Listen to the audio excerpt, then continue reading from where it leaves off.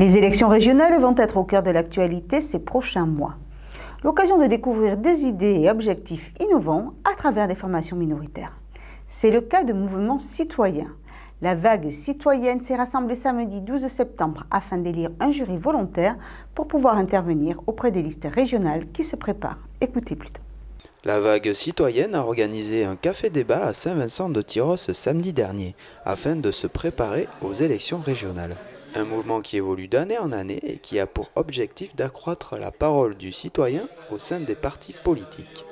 Eh bien oui, c'est la continuité, on va dire. Voilà, les municipales, équipes citoyennes, départementales, le même système. Et aujourd'hui, on a des représentants de toute la nouvelle grande région.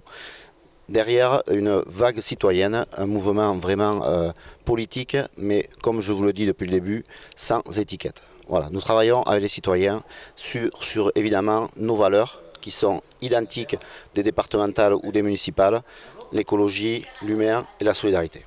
Alors, ce qui est intéressant, c'est que la vague citoyenne a commencé par un appel très clair, c'est-à-dire faisons autrement avec les valeurs qui sont les nôtres, qui sont l'écologie, la solidarité et la démocratie, qui est le facteur finalement le plus important de notre engagement, puisqu'on considère aujourd'hui que la démocratie est complètement sclérosée et verrouillée par des appareils et des institutions. L'objectif ici, c'est de redonner la parole à la majorité des citoyens qui aujourd'hui se plaignent mais qui n'ont pas de voix pour agir. Donc cet appel a été signé par plus de 1000 citoyens aujourd'hui et nous continuons à avancer dans ces signataires pour structurer le mouvement en fait par des cellules. On fait des cellules d'animation, des équipes qui émergent d'ici et de là pour structurer le mouvement pour les régionales et peut-être pour après. Dans un premier temps, ce sont les régionales. Il y a une équipe animation, il y a des équipes dédiées à la campagne qui se mettent en place et ce sont plutôt...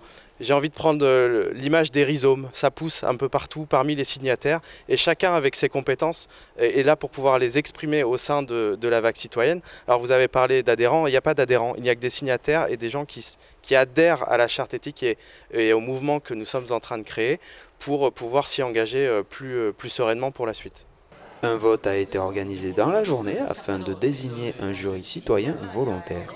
Oui, donc la méthode est assez singulière puisqu'en fait elle est extrêmement différente de ce qui peut se vivre au sein d'un parti politique. C'est-à-dire que la parole est donnée à un jury citoyen qui a été tiré au sort, qui va être tiré au sort cet après-midi, de manière à pouvoir recevoir l'ensemble des candidatures sur les 12 départements qui composent notre région, de manière à pouvoir construire une liste qui soit représentative des citoyens de notre grande région pour décembre 2015.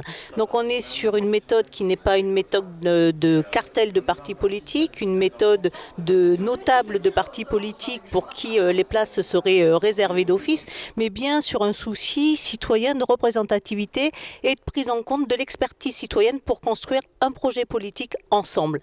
Parce qu'aujourd'hui, tous les citoyens ont quelque chose à dire de quelque manière que ce soit sur les politiques régionales. Donc notre objectif, il est, au-delà de la campagne, c'est d'aller chercher ces doléances, d'en faire matière et d'en faire des propositions qui sont en adéquation avec ce qui se passe aujourd'hui dans la société.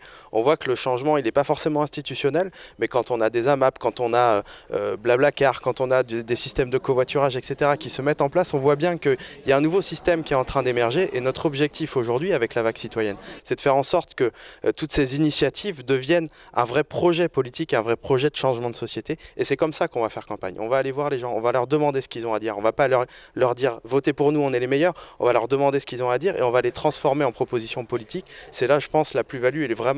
C'est comme ça qu'on peut arriver à faire avec le grand nombre. Donc l'idée, c'est à nous, citoyens, de nous réapproprier la politique pour proposer une offre nouvelle qui évitera de tomber dans ce piège. À la fois, est-ce qu'on choisit entre l'UMP et le PS par défaut parce que Marine Le Pen est là aux aguets. Donc on n'a pas du tout envie de ça. Et ce que nous souhaitons, nous, c'est clairement continuer dans cette dynamique pour que les citoyens se réapproprient la chose politique, l'organisation du vivre ensemble.